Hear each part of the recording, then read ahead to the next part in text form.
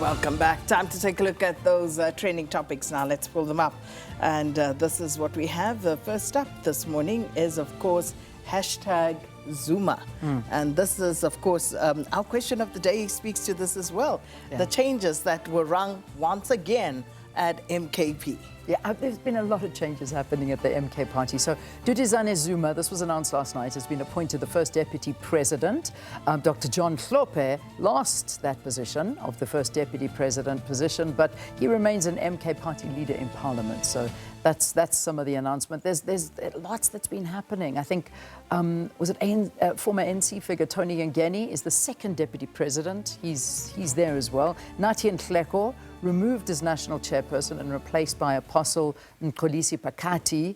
And then I think the big one, but this didn't happen overnight. These are just some of the changes that have happened. Jacob Zuma is now overseeing the party's finances and secretariat, as well as other key organizational functions. And the task team has been reinstated under Zuma's direct authority. So there are a lot of changes, and some people are asking what is going on there. Oh, and as we say, those changes have been coming over a few weeks and months now, so they just keep coming. And perhaps, as some are saying, paving the way, for Duduzane Zuma to ultimately take over. And then Ratanang Malema catching strays, because people saying because Zuma has appointed Duduzane, Julius is likely to appoint Ratanang at EFF. Imagine. I thought I was reading the same comment. Meantime, that, like you say, is he was catching strays. People catching strays on Ratanang. Okay, so that's what's going on there in the MK party, and that's the trend around Zuma.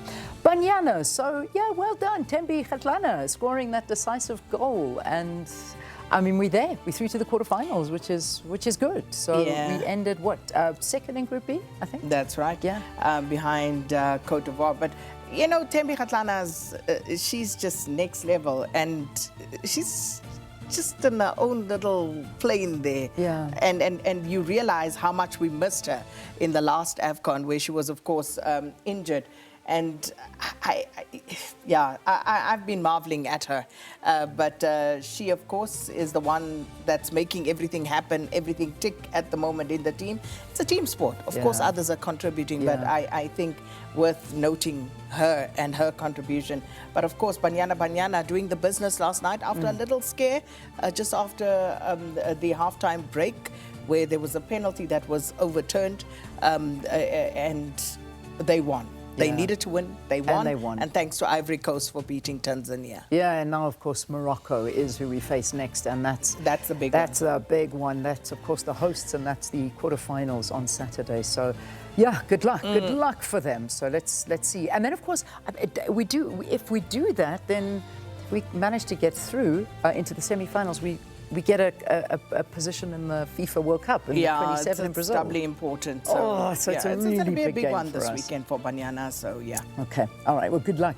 Petrol price, as we know, so there was some, I think if your car is on normal fuel, 93.95, it went down, I think about 50 cents, 52 cents, somewhere around there. But diesel, unfortunately, going up about 138, 123. And that, of course, is bad for inflation. And because we know that most vehicles that are used in industry run on diesel. Yeah. And that means inflationary pressure will be brought to bear once again. Yeah, exactly. So that's what they're talking about, and we still obviously sit in the background watching what's happening between the US, Iran, and Israel. So I don't know where we're going with it, but that's the reality that we're living in right now. And then, gosh, I'll leave Savio to you. What is this? Is this just transfer talks with? Nah. What is happening there? It's Savio basically.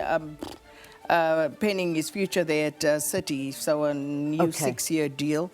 And of course, this after Tottenham had showed some interest, but I think they decided that the price tag was too rich. I think City wanted about 70 million for him, and so that fell through. But he signed a new 6-year deal.